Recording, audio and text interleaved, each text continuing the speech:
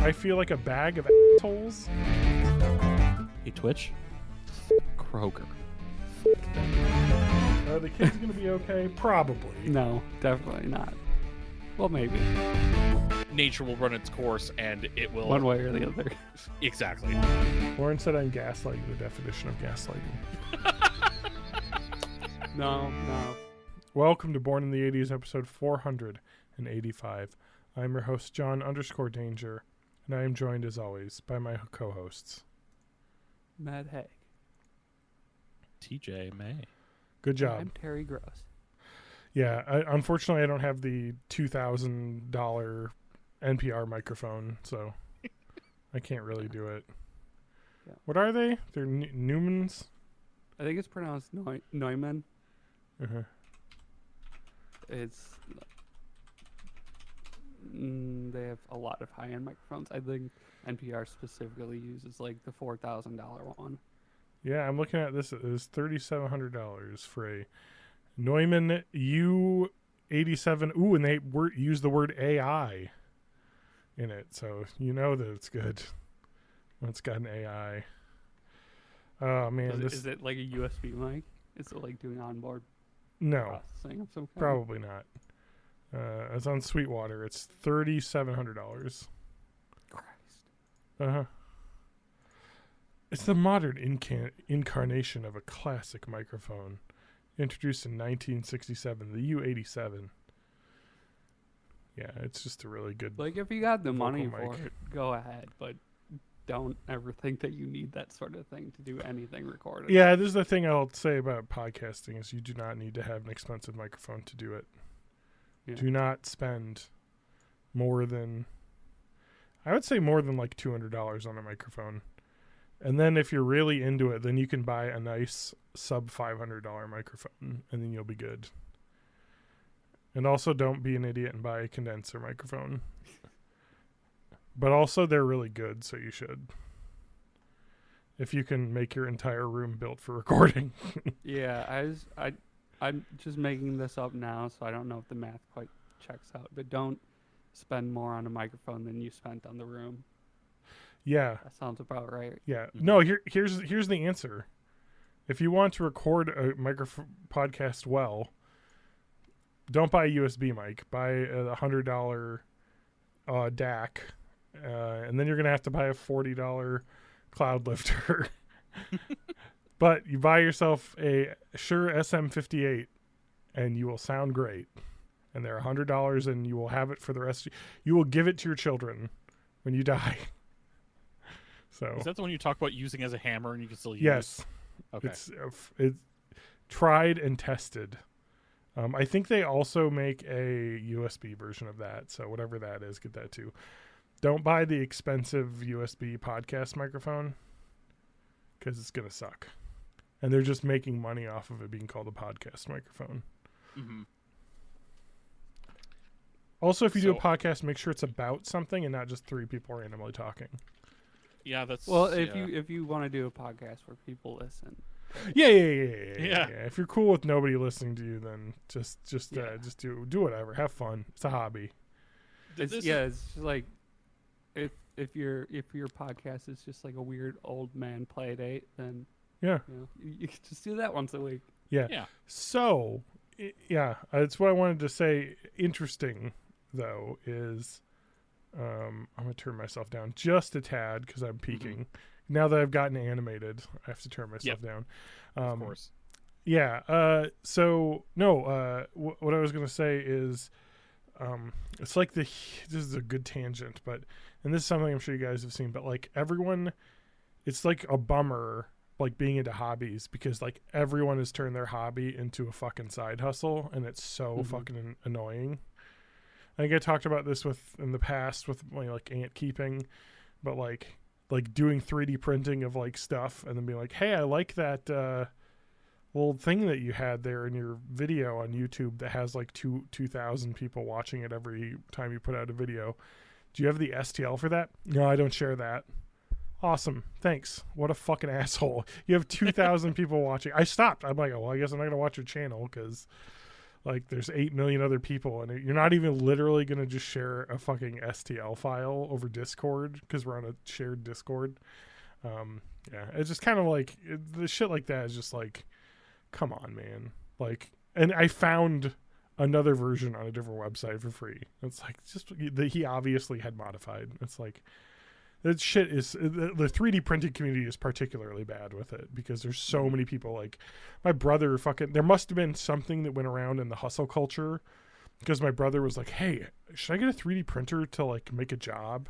I'm like, no, absolutely not. Go on Etsy and see the 8 million 3D printed fucking Octo toy bullshit like that people have. Like if you can manage to think of something new, then yes. That's what I told him. I said, what you should do, and where the real money is creating the CAD files to print. Because people, anyone, any idiot like you and me can go buy a 3D printer and set it up and then put a file in it and have it print out. The real smart people are people that can design shit. And when you go on like YouTube channels where people are fucking doing a 3D printing business, they have, oh man, I got another one too, but they have like this one guy I watched was like, oh, I make woodworking tool accessories. Like here's a popular shop vac and I got this 3D printed accessory to like connect up to my table saw so that it extracts the sawdust. I'm like, that's exactly the type of thing that you need to make because someone will pay $10 for that $2 worth of plastic because they don't have a 3D printer. Shit like that, you know, like logo branded stuff that's unique to you. Yes. But the problem is that people will steal your STLs and sell them, which is what that guy was worried about. But also it's like the thing that you had was an extremely generic thing. It was a test tube cover that is just like it's a curved piece of plastic that I could have designed, but I didn't. It's like horseshoe shaped plastic. Like, why are you doing this? Why? Anyway, but the other video I saw, sorry, I started watching this because I don't know, fucking YouTube, you watch one video and it's like, oh, you're a hustle culture guy now, so let's throw you a million fucking videos. And it was like, how to set up a 3D printing business. Like, let's see what this guy's got to say. And it was like, first, hire a designer. And so it's like, okay. So what you're doing is the insane, what was it, Folding Ideas had about like the audiobooks made for you audiobooks. So it's like you're hiring someone on Etsy to design a CAD file for you, and then you're hiring out someone that has a 3D printer to print it for you, and then you're selling it on Etsy, or you're paying someone to sell it on Etsy for you. It's like, this is not, you're going to make I feel like there's not enough meat left on that. No, exactly. And that's the thing is that you're making money off YouTube telling people how to do this. You're not actually making money off this. Or if you are, you got incredibly lucky with a specific design that CAD person made. You know, that's where the money is, again, because designing is IP. You know, that's where the money is. Like that's all of the maker culture is making stuff easier to do. The real money is in the IP and in creating something unique that is unique to you. And so it's like, so don't even like bother. So it's like with podcasts, like don't try and become the next fucking podcast. Just set out as a fun hobby to mess around with audio equipment and your friends. Yep. Yeah. That's fun. And then when you don't blow up, you're fine because you're just having fun. Well, I feel like the time period for podcasts about random bullshit or nothing blowing up like ended around 2010 or so. Like, yeah, it was right about when we started. That McElroy wave, you probably missed it. We were on that wave though. I think our podcast maybe, and it doesn't predate them. I remember we looked this up, but it is not much after because I think I started in 2011 and they started in 2010. But now, if you make a podcast like this, good fucking luck. Yeah. Oh yeah. Oh yeah. Ever like your podcast to be like like we're gonna do a podcast about the first season of Arrested Development only, and every year we rewatch the whole series and talk about new stuff that we saw. It's a month. It's like that is. It's got to be like hyper specific. Yeah, it's got to be high concept, micro targeted. I still think that we need to do the home improvement podcast. Yeah. Tool time. Tool time. Oh yeah. Just for those people that are going to steal that idea from us, I'm going to say it out loud and it'll be recorded. So if you steal it from us, you're just a jerk, and I don't think there's anything legally we can do. Yeah, but... mail this recording to yourself. No, we were going to pretend to have uncovered this audio recording, right. and it was someone doing a rewatch or the first watch of Home Improvement through and commenting on each episode. But it will be done in the time period, so you can't we got to reference things from 1992 or whatever. Man, that Gulf War is kicking off, huh? Yeah. But then eventually, over a couple episodes, you pull back again, and there's another layer of frame story where somebody's playing the tapes and commenting on it. Yeah, that'll be the next season. No, it's funny too because that's kind of the thing that blows up and goes viral. I watched I don't know, I got bored and YouTube started recommending them to me, so I watched every Captain Disillusion video again, and it reminded me of the video where he talked about the stuff that Adam Ellis did with that fucking, what was it, the sunken in head kid that was haunting his house or whatever, and how that's the new social media thing, because Adam Ellis was a BuzzFeed cartoonist, and then he was like, let me just tell this fake story about haunting on my Twitter, and then that blew up, and now he sold the movie deal. And it's just fake shit is that shit's just is boring because people believe it's real even though it's not.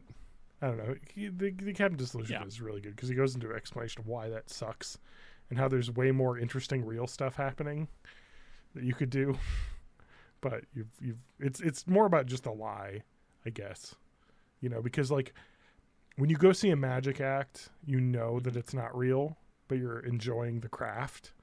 Whereas with this, they're adamant that it's really happening, and it's more about the lie and less about the actual trick, which is not exciting.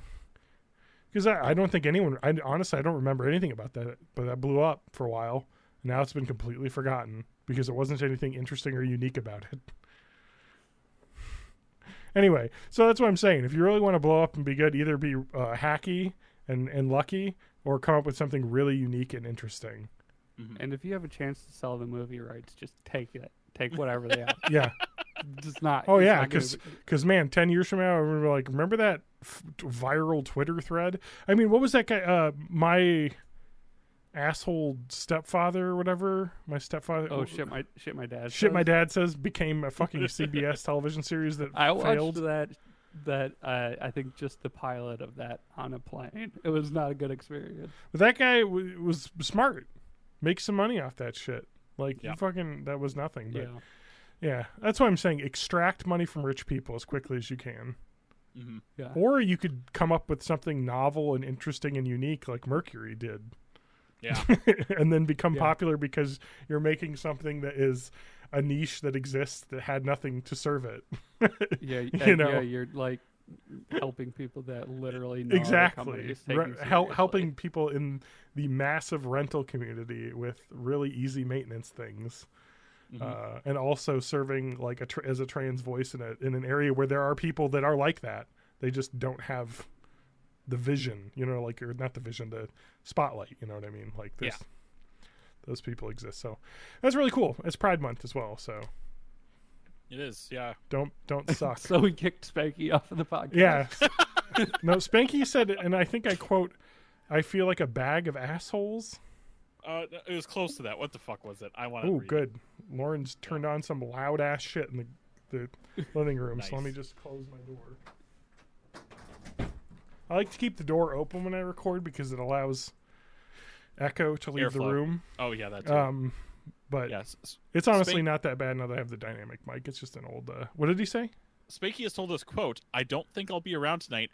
Feel like scrambled assholes today." Scramble. I like a bag of assholes. A bag of assholes. So, either one. You don't want to be. It's like an oxymoron because it's like a hole is the absence of something. Yeah, exactly. So sadly, as the podcast historian here, I've realized that our YouTube channel has passed the threshold. We are now past me joining the podcast. Correct. Uploaded to YouTube. And my second episode was #HackTheMenu. Yeah. Which on brand. Yeah, totally on brand. But I guess I will right after opening this can of whatever. Yeah, your first. Podcast story in the first episode was episode 225, the flooding. Flooding, yeah. So that is when I talked about how. Oh yeah, Lauren called me in the middle of the podcast saying that she couldn't get to the apartment because it was flooded. Yeah. So that happened in the middle of the podcast, and we had to end. But yeah, so, and then Matt's joining the podcast wasn't much before that actually. No. It wasn't. Cruisy Chronicles was 217. Because there were some episodes where Matt had joined me and Adam for a while. Yeah, but it was really the you and Adam show again for quite a while. For quite a while, yeah. And then Matt joined, virtual Matt, because Adam couldn't make a podcast, episode 209, so I had Matt, just me and Matt. Mm-hmm. And then kind of after that, when Adam understood that he could just not show up, then all bets were off on whether or not he would come back. Yeah, I think I've been on maybe 4 or 5 episodes with Adam, including episode 420, which we made sure he was on. I'm just looking through like the history here. 220, he was still on it. 222, that was the E3 bet that I won, kind of. Mm-hmm. That was on whether or not what was that video game, The Last Guardian, would ever come out. Oh yeah. And I kind of won because this was like 2016. That didn't come out till like 2018. It was like a long time. Yeah. Forever. So I was like, yeah, I guess you won. Yeah, but then after that, it was kind of off. We were kind of off because Adam was like, oh, I don't have to show up anymore. 232, he returned to talk about weed, and then we never heard of him again. He disappeared back into a fog of marijuana smoke. Just like Homer re-entering the bushes. He showed up for one episode. Yeah, so I don't know, man. He's on the Discord, and I ping him every once in a while, but I don't push him very hard. No, I mean he's got a life, and I know. I mean, we have lives, but we can make time. Yeah, but we also try to plan to make time every week, and we usually will just like last minute, hey, you want to join us? Oh no, I can get Adam on because he's the You just call his phone. Well, he's just the type of person who will definitely be there for you. Yeah, it's true. So as long as you give him enough time and bug him enough, he'll do it. I could probably get Mercury on too, but whatever. She offered, but that's like a whole schedule thing. Yeah. I don't want to deal with that. Maybe it'd be better just a one-on-one. You do Saturday Night Bite, but with the right person. Yeah. Anyway, no. She has her own podcast, Handyman Hotline. Listen to it. It's probably more popular than this one. Produced. Oh, 100%. It's got to be. It better be. I don't. I think it's well listened to, but I don't look at the numbers because it'd freak me out too much. It would freak you out too much, probably. Yeah. But that's the thing, though. Like with Mercury, like TikTok's a different thing. Oh yeah, you'll have millions of people on TikTok, and then YouTube will have like 2,000 people that listen to stuff, and it's just like those are different pools of people. And like TikTok is different than Instagram Shorts. Yeah. Thing. It's weird how like there's like different cultures that develop. Yeah, it's very much, there's very much people that only do TikTok and people that only are on Instagram. And what am I? I still use Facebook. It's awful. I know why, because I follow people on there that still post stuff, and then they have friends that have kids and they post stuff. So it's like, I guess this is where I follow stuff because people fucking email. Like for Madison Theater stuff, people will message me through there. That's how I connect. It's Facebook still. It's unfortunate. And that's a culture. It's not a culture thing. It's an age thing. Yeah. It's because we know people younger than 25. Facebook's nothing to them. Which is fine. Facebook's something old people use. They should view it as like the beginning of the end. Yeah.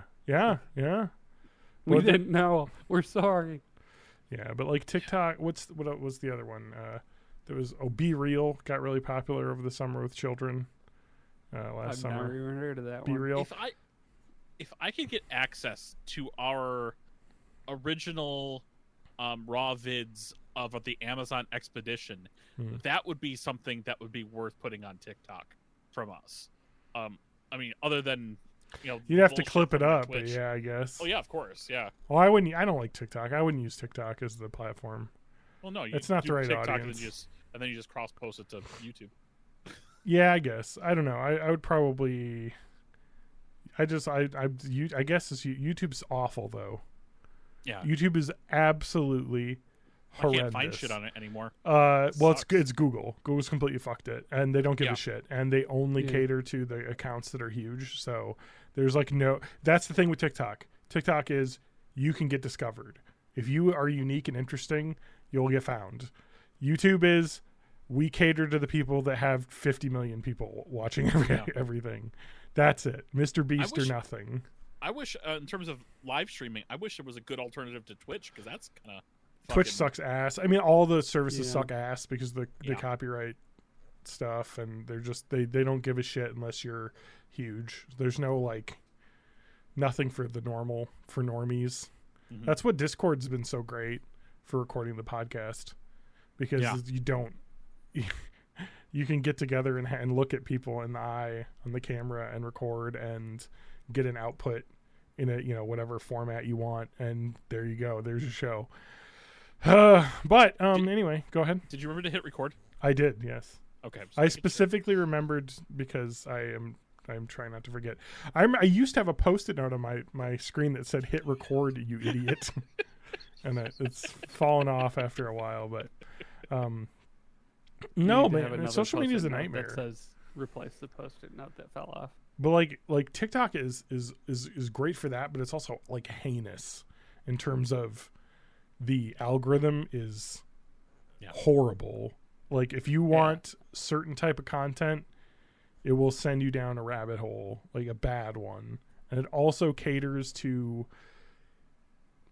white people mostly. It like the algorithm is really racist. I think they've done better to fix it, but it's just like if you look at like the types of things on there, it's I guess maybe it contains multitudes, because you have good stuff as well as bad stuff, and that's the thing. Whereas YouTube is just trash. Like, okay, so for instance, I've been putting the episodes up on YouTube because Libsyn, because I pay them too much money a month. Actually, not that much, $20 a month to host the podcast. That's nothing. But then when you don't think too deeply about the fact that they're hosting 400 megabytes of my content per month. But they do have unlimited bandwidth. So if your podcast were to blow up, they would have the ability to handle it. So that's, I guess you're kind of just paying for also the tools, like the ease of RSS feed management, and the fact that they will send your podcast audio to YouTube as a video. So you don't have to download like the 60 megabyte episode file and then turn it into like a 6 gigabyte video to upload to YouTube. Like it saves a middleman there. But sometimes it uploads a video as a YouTube short. A 2-hour long podcast is uploaded as a YouTube short. I think it's because our logo that it gets used automatically in the older episodes where it didn't save the thing is 4:3. Yeah. But I was looking at the YouTube rules for shorts, and shorts are supposed to be portrait mode sized. So even then it's not breaking. It's just, it's not widescreen. So I think it's like detecting it's not a widescreen video. But also it's not looking at the length before it's deciding to do that, because shorts are supposed to be like 30 seconds or less. And it's literally, when you upload like a short to YouTube, it is just a tag that gets automatically put on an episode, like a thing. And you cannot change it once it has been created. So if you upload something as a short, it cannot be made into a regular video. It's not like a toggle. You don't have the option to switch it. And then I looked this up and I was like, oh man, this episode got uploaded as a short. It got a bunch of downvotes or whatever, like thumbs downs, which I'm assuming is because I was flipping through my YouTube shorts and it gave me a fucking 2-hour video. Yeah. with no video. That's called a GIF. it's A GIF, you cretins. it's just literally it's a static image and 2-hour long fucking thing. Yeah, it's not great. And so I was like, well, this is stupid. Let me just go into there and click this isn't a short button. Oh no, that doesn't exist. And I was like, all right, well, I'll just ask someone at YouTube to do that for me. Oh, actually you can't talk to anyone from YouTube unless you're a partner. Yep. There's literally no support. It's just like, Yeah. it's like, here's a FAQ, and the FAQ says shorts are automatically decided by YouTube. If your video is, portrait and less than 2 minutes or something, it'll be uploaded as a short. It's like, okay, well, I this wonder isn't. how small the YouTube team is. Well, like, it's like they're they try to trying to automate turn it into everything. robots. Yeah. So it will continue to get smaller as they figure out how to do. I mean, And it'll get worse and worse. yeah. It'll be like that, what was it, eating disorder hotline? That was, they fired everyone and turned it over to Chat GPT. Oh yeah. And then that- they had to that close didn't the work out? hotline because it was like saying horrible stuff. Was Weird. it That eating sounds like disorder or such a good was idea. that a suicide hotline? It was not a suicide hotline. It was an eating disorder hotline. The thing is, now that I'm reading that, like talking back, did that really happen? Well, they might have replaced like the text chat. Oh no, that's Chat what I'm saying. But I mean, GPT like, but when you read articles like that, you're just like, is this actually real? Did that it's- actually happen? Or What sucks is half the articles that are ever suggested to me are also written by AI, yeah, which doesn't fucking help. yeah.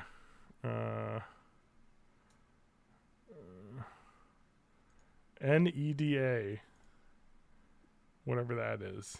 An AI power. The National Eating Disorder Association announced that it was shutting down its human-run helpline and replacing workers with a chatbot called Tessa. The decision came. Oh boy! I bet you can guess why that decision came. Why did they decide to do that? 'Cause it's cheaper. No. Well, partly. What they said. They got bought by a private company. No. Come on. What other horrible thing to giant companies? What other good thing do giant companies hate? The decision to replace its human-run helpline with the chatbot Tessa came after the helpline employees voted to unionize. Oh yeah. So rather than pay a union, they decided to use an AI chatbot. I mean, that's another. I mean, that's one of the huge reasons the WGA is. I think they're still on strike even today. The chatbot ended up providing dubious and harmful advice to people with eating disorders, such as recommending they count calories and strive for a deficit of up to 1,000 calories per day, among other tips. It literally just told them to be anorexic. Yeah. It was like it's literally doing the opposite of what everything it was suggesting to me were things that led me to my eating disorder. Saying this robot count. The thing though is also with these chatbot things is that some of this is also like, let's think about the National Eating Disorder Association. It's a chatbot. How many people in the US are using the NEDA chat helpline? Like we're probably less than 1,000 people in the US, maybe, because I'm sure there's an audio line too. This is just the text chat line.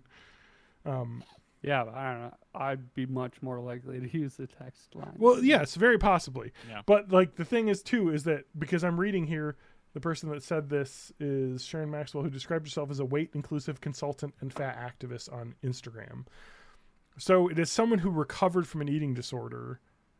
I think is that what happened was that they announced that they were switching to this chatbot, and then people went in and decided to break the chatbot basically and make it say terrible shit, which it's going to do because it's terrible. But it's also kind of like, I don't know how much it is actually, the AI is bad, as much as it is just you shouldn't not use people for a fucking helpline. For fuck's sake. Like, Jesus Christ. And just in general, like, even if this was a dumb customer service robot, it's like, it's not there yet, man. Like, they all suck. Oh, yeah. I mean, that's the thing with, again, I think we talked about this in the podcast before, but like AI is not, it's the new crypto. Like people just don't know anything about it and just saying, we can use a chatbot. Like, yeah, whenever I have to chat I spilled with a lot of Gatorade a just virtual now. assistant. Yeah, I just heard it. Give me a sec. It's a game Yeah. for me to try and figure out how to talk to a human as best as possible. Oh yeah. Well, like you have to like know the key word usually, or like Yeah. like agent. I want to speak to an agent. Customer service. Yeah. Customer service. Or just being Well, it wasn't that Just- much Gatorade, but just spouting expletives. oh, that's really good. I accidentally tipped over my Gatorade bottle on my desk. That sucks. Yeah, well, look at this. There was not much. I had already drank some of this. Like, Yeah. I don't. It's covered so much of the desk with how little of it spilled out. I mean, look. It was even a bowl next to it that it spilled into, and there's significant amount. How is this wet? Oh God, my work laptop. Oh. Yeah. It's fine. It's above the fray. Oh God. Help. Matt, while he's This is the cleaning up, flooding part 2. it's flooding part 2. Oh, now that God. we're discussing that, Matt, drinks check. I have Ah, ice cold water from the fridge. Cold water. Try it. I've got a fuck. Gatorade bottle How is there this much liquid? filled with water, and then remember months ago I talked about how I bought the Mountain Dew Hard, mixed 12-pack. Well, I hadn't drank it in months, so I decided to have one tonight. Because I really haven't been drinking when I was doing Uber driving. And then anytime That's good. You shouldn't do those together. No, I mean, even like when I got back, I wouldn't drink. If Yeah. it was even early in the night, I was gonna drink I was gonna drive 3 hours later. I still wouldn't have one. So Yeah. I don't drink much. I really don't. And does that have like a Mountain Dew's worth of caffeine in it?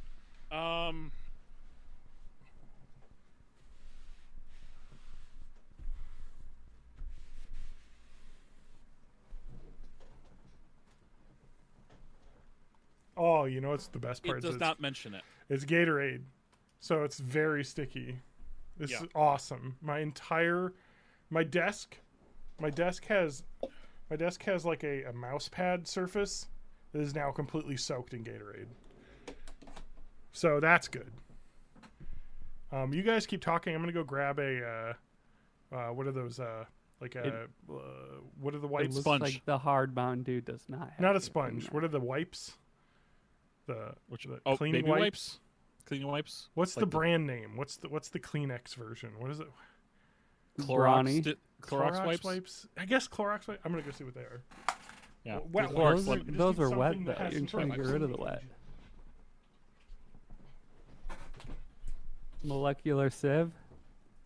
We still buy baby wipes in the house for reasons. Yeah. Those, if they say flushable, they're not really flushable. Oh no, not for those reasons, not at all. But but we get the cucumber scented ones are really good for cleaning up biological messes. Yeah, Clorox, it's the Clorox lemon disinfecting scented wipes, yeah. disinfecting wipes. Or sorry, Kroger. Kroger, yeah. Fuck Kroger. I don't know if this is gonna help like denature the sugar or whatever, but I feel like if I wipe this now, I'll be happy later that I've done the this. lemon will probably Yeah. help. For a second, let me talk to Twitch for a second. Hey Twitch, fuck Kroger. Fuck them. Oh hey They hey could hey just hey die. hey hey!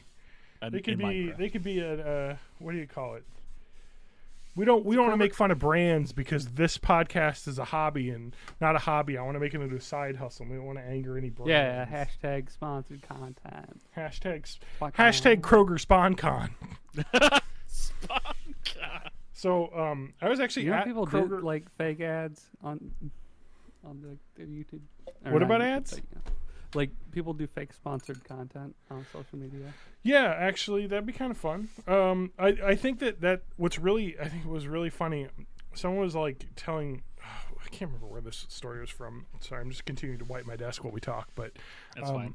someone told me like that they sell like YouTube influencer kit, like toys, like Play School podcast microphone shit.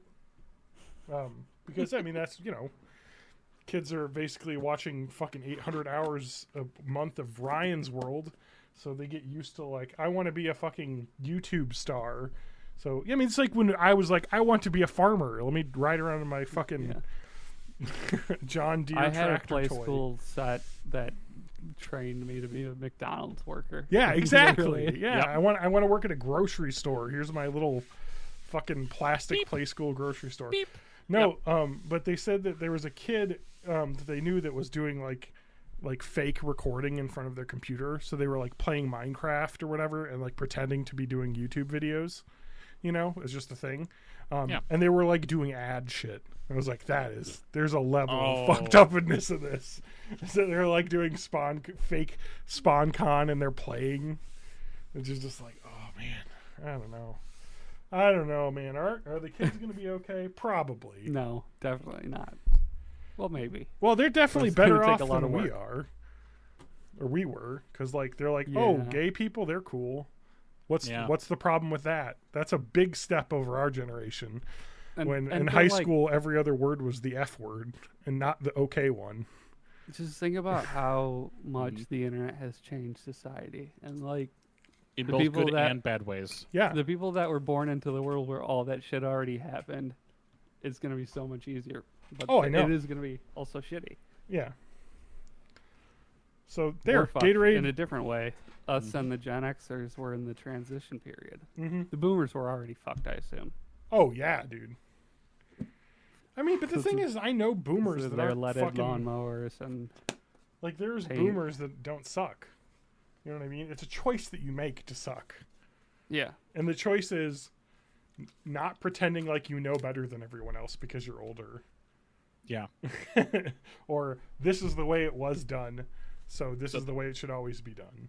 Yep. And that's a terrible way to be And if you for combine that for in any part of your life to be like if you that.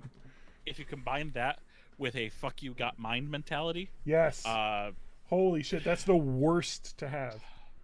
My God, like, Spanky is among this, and maybe TJ will be joining soon. But homeowners under the age of 40. Although I don't know if TJ Yeah. will make that deadline. We'll see. I don't think I'm gonna try, but but people that do that and then instantly become super NIMBY people are like, fuck Oh. you. Like, Yeah. do you not understand like the fucking hardship that you went through, and you want to force that upon other people? But I will that'll happen to our generation too. I will literally tear up my grass and like put like a rock lawn and then let someone build a nuclear reactor in my backyard. I don't give a shit. Rock lawn. I don't want to mow. Yeah, I know, but Fuck you're not this. you're probably not gonna have an HOA. Yeah, but they're depending on which municipality I live in, they might have city rules. Yeah, they typically at least Them don't have city folk rules with about their city rules. whether or not you have a lawn. Usually the city rules are, hey, you can't have a nuisance lawn where there's like fucking rattlesnakes living in your lawn because you've never cleaned it or never mowed it. Which stuff like that does make sense because it's like at some point you're ruining everyone else's yards because there's fucking jackals living in the tall grass in your yard that go out and kill everyone else's songbirds. I say let it all go wild. I mean, that'd be fine if everyone agreed to that, but you'd have to get that. In Madison, I could see it happening, but other municipalities, maybe not. Look, me and my new friend Poison Ivy have some plans, and we're gonna make it happen. Yeah, hell yeah. All right, I think I've solved my terrible crises. Well, we'll see what happens when everything. Yeah, dries. when I put my hand on my desk and it yeah. Mhm. Yep, sticks. Well, the entire thing is a mouse pad surface, so I don't know how much is going to stick. I have cleaned it with the Clorox wipe. I've done the best I can to remove the liquid from it, or water it down with non-sweet liquid. But if my mouse starts sticking, I know I'm gonna have trouble. Just release a bunch of ants onto it; they'll take care of it. Yeah, no, I can't because they would kill my ants. My poor weak ants trapped in their little ant cages. Death colony. Yeah. Well, anyway. So, So TJ, what did you do? You did a thing? Yeah. So I think I'm going to start off with just the idea that there's no ethical consumption under capitalism, Yeah. and I may have bought something again. Mm. Is that So like that's just an incantation that can protect you? It's like no backsies. Yeah. Mhm. yeah, exactly. No backsies. I gotta write that one down. I have a Baby got backsies. Is that something? I have repurchased the Final Fantasy Pixel remasters. So I bought them on Steam pretty early on, Yeah. and I haven't played shit because I Of don't course. usually Well, have. that's what you do when you have a Steam account. Is you buy Is shit. you and buy don't play shit it. and never play it. Never play it. So I really wanted to play them, and I'm like, I got my Switch with me everywhere. Might as well, $75, and I did it. I just bought the whole fucking thing on Switch as well. And I would have probably talked about it last week, but Yeah, we'll get into COVID why we happened. missed that later. Yeah. But I've already beat the entirety of Final Fantasy 1. Yeah. And when I say the entirety, I mean I've also picked up every chest because the game tells you how many chests are in each location. Okay. And the game has built-in maps. So you can just do this and look at the map, which is really nice because when you're playing all those really old school Final Fantasy games, you would have to like look up maps online. Not like the world map, but like the individual like dungeon maps. So I would know where I would need to go and know where to go and not spend a lot of excess time. Mm-hmm. So yeah, I found every chest. I filled the bestiary, including the 4% monster and the 1% monster, and beat the game. Nice. It was a lot of fun. The console versions of the Pixel remasters have additional features. They Really? let you, they let you change the font from the modernized font to the more pixely, just the more pixely font. Mm-hmm. Which on the Steam version you can do with mods, but Mm-hmm. it's nice to have that in game. And it also let you switch between the orchestrated soundtrack and the original soundtracks. But otherwise, all of the other features are still in the. Oh no, not all the other features, because there's also I'm gonna call it boost mode. But there's a boost menu in the configuration menu that lets you. Well, I think you could turn on and off encounters on the Steam version, but it lets you change your experience per battle. You can go to half experience, no experience, or you can go up to 2 times or 4 times, and you can do the same thing with money earned per battle as well. Okay. So if you A lot want of quality of life stuff. so much better. But I didn't increase money or. I didn't increase money. I didn't increase experience, and I didn't turn off battles at any point. And it still felt better playing. It still felt like I wasn't wasting my time. The grind has some auto battle features, which makes it real nice. So you're really actually not needing to grind as much. Mm-hmm. So the Pixel, I'm just looking up the Pixel remasters on Steam. It's kind of inscrutable on how to purchase this. So there's so there are The best way to do it is the bundle. there's of a the bundle six. here that's $75. Yes, I Yeah. see. Because there's the they're called 3D. I was like, because there's also available Final Fantasy 3 and 4 3D remakes. Yeah, that's based off of the DS versions that were done Yeah, in yeah. 3D. So they're really charging $12 for Final Fantasy 1. Yeah. All right. It shouldn't, but No, but that's it But was you'll pay it. having well. beaten- TJ will pay it. I won't. having beaten Final Fantasy 1 on the Dawn of Souls version. Mhm. When we were at first we were trying to play together, and then I just finished it. We- Which I think I did on my. Do you have to do Have you done Final Fantasy 2 yet? I'm working on that on the Pixel remaster. I didn't do it on Dawn of Souls. Uh, I've never beaten Final Fantasy 2. I haven't either. I mean, never. I've never beat Final Fantasy 1 either. Final Fantasy 1's not really a game that is like important to have beat because the storyline is there isn't a lot of story. By the end of it, there is a little bit, but it's more just not like really. we're killing the bad guys that are evil and bad. Yep. And then once you kill the bad guys, the first big bad you fought, spoilers to Final Fantasy 1, a 30-year-old game at this point. Probably more than 30, because 30 years ago was 93. Uh-huh. Oh, jeez. Yeah, don't say that out loud. But no, after you restore the crystals and beat each of those 4 special bosses, you go back to where you fought your first boss and get transported 1,000 years in the past. You're in now that ruined temple, but before it was ruined, you fight stronger versions of each of those 4 bosses, and then the knight who was your first boss becomes the final boss as the epitome of chaos. Yeah, so Final Fantasy 2 is also kind of the same, where it is Final Fantasy 2 is just Star Wars.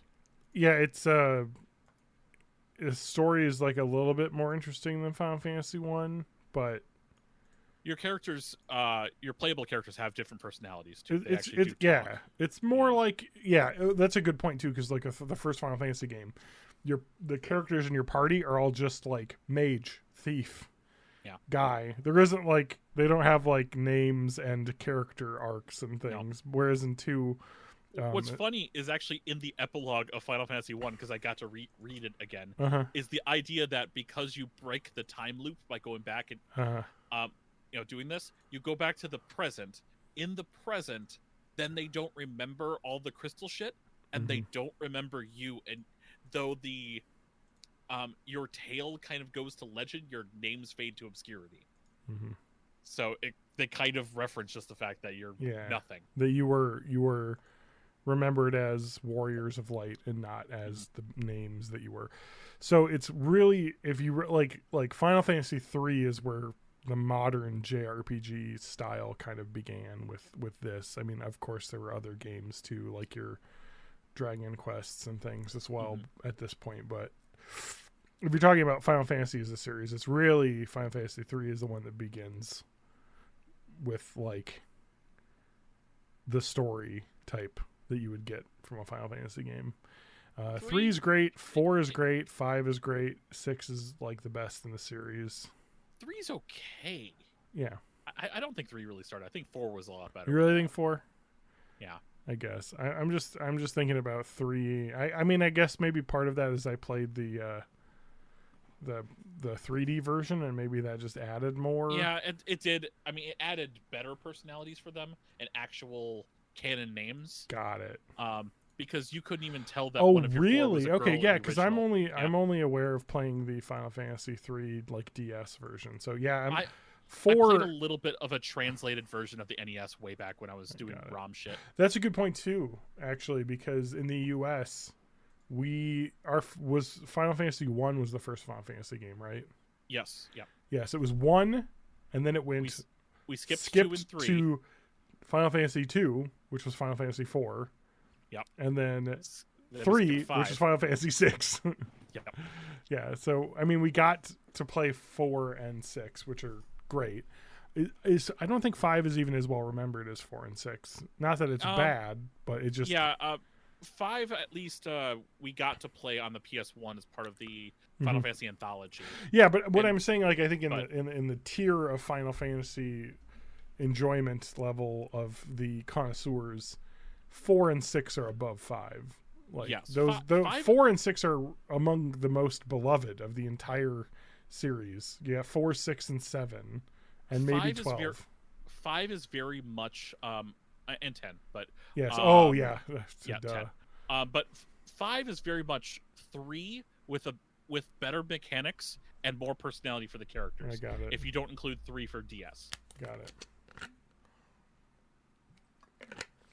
So you've given Square Enix $150 is what you're telling me. I've probably given a lot more over the years. Fair enough. But you know, you've bought the same thing. So you bought. I didn't catch. I didn't catch this. You bought it for the Switch, though, right? I bought it for the Switch. Okay. Yeah. But did you buy the? Is there a disc version for the Switch, or is it only?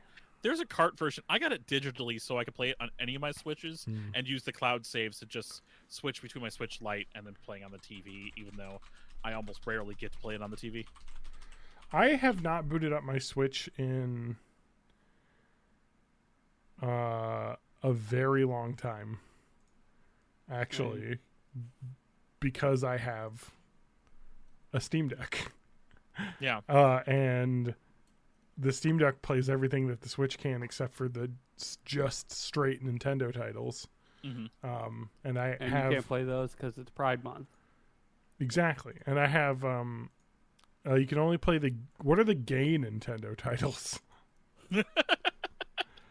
Nintendo? Some of this... I mean, Zelda's pretty gay. Yeah. There's some like legitimate queer characters in Zelda. Or at the very least, people that the queer community have taken to be their own.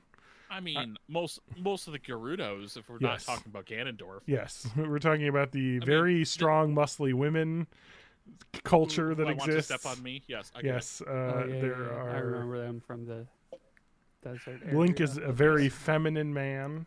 Yep. Who I want to step on me. Mm-hmm. Although he's not very tall. No, he's I've been seeing a lot of 5'5". screenshots in the new game. he's little. He's a little boy. He is shorter than Zelda. He's shorter than the new, whatever, Apura, Mhm. who is the new like nerdy character. He's like a good 4 inches shorter than her. The thing is, though, with Zelda, though, is that like those games feel so sexless to me. Yeah, There is I get that. there's no sexuality in those games. And maybe, I guess, Breath of the Wild it's brought like a little almost bit of it. childlike, the whole Breath of because- the Wild. of it. I almost think that 'Cause between both Mifa and Zelda, they Yeah. both have feelings for him, Yeah. and they kind of try to express it, and he's just so blank. He's just Yeah. completely not just oblivious, but almost like, yeah, you're there. Mm-hmm. Now, Sheik, on the other hand, exudes nothing but sex. Fair. Yeah, well, I mean, like, I think because in like Breath of the Wild, one of the missions was specifically cross-dress. Yeah, in order to get into Yeah, so I into mean, the like, Gerudo there's town. definitely Yeah. some Oh yeah. queerness Yeah. in that game, you know, but trying to think of Final I can't remember the name. If you want like the real queer representation, get yourself some Dragon Quest 11, and you got Oh, yeah. yourself Sylvando, who is a quote flamboyant traveling performer who, let's just say, the American voice actor that they chose is extremely feminine sounding on purpose. It is there's a very obvious choice that they have made with the way that he talks. To be very queer coded, and that's cool. He's an awesome character. He's like literally a playboy pirate lord guy who just kicks ass. He's very much a what do you call it? Captain Jack Harkness character from like the Doctor Who verse, where he's just this awesome queer guy who is a badass, who like is like I love everybody. And it's cool. I love a character like that you put it. So it's not just like the 1980s where anyone who was gay was always the magic character of some form. No. Which yeah. for some reason I'm thinking of the movie Mannequin, but probably not the best representation. Yeah, I mean, like it's weird too because it's Japanese, and the Japanese culture is extremely conservative. Yeah. But it's pretty obvious of his style and look and dialogue, what type of person, he is. And I think the idea is just fun that they're playing that up in the game a lot. And I love I guess in the Japanese version of the game, he refers to himself using the pronoun itachi, which is typically only used by women, but is also used by feminine men. Because Japan's weird, and they have like a different it's a different culture entirely. But anyway, he's an awesome, very fabulous character, and he deserves a spot in the gaming pride parade. Yeah.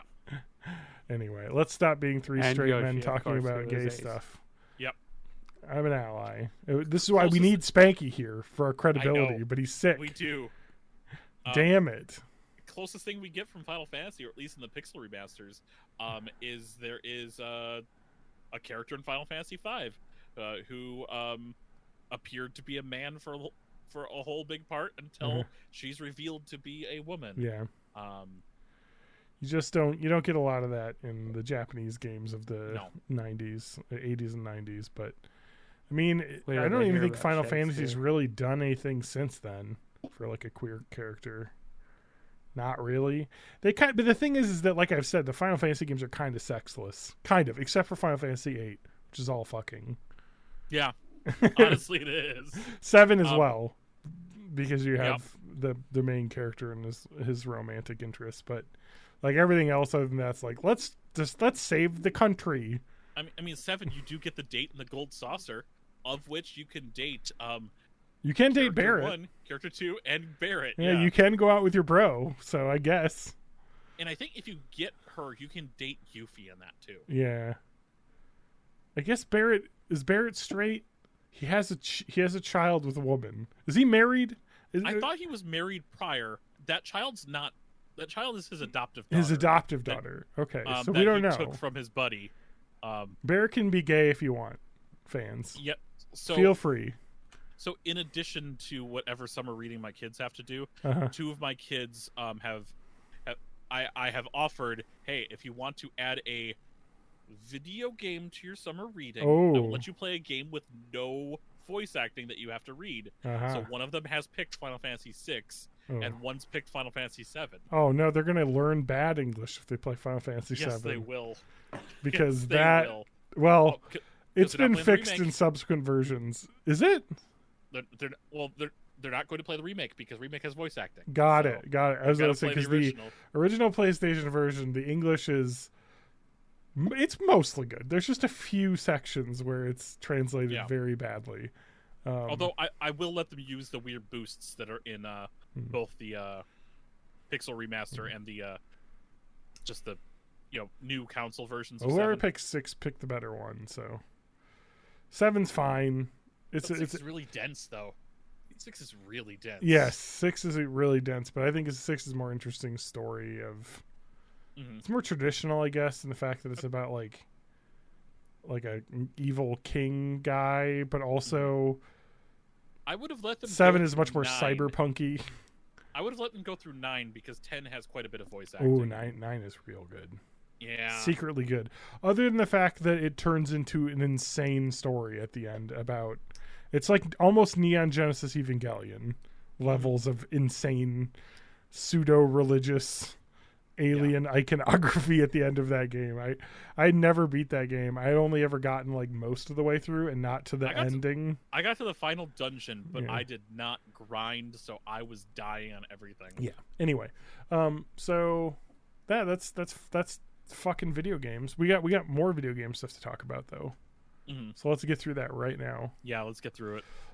So Sony did a PlayStation showcase on May 24th. And I didn't watch it, but let's go through it. I also didn't watch it, which means I'm qualified to comment on it on the internet. So I did watch it. Fuck. Oh.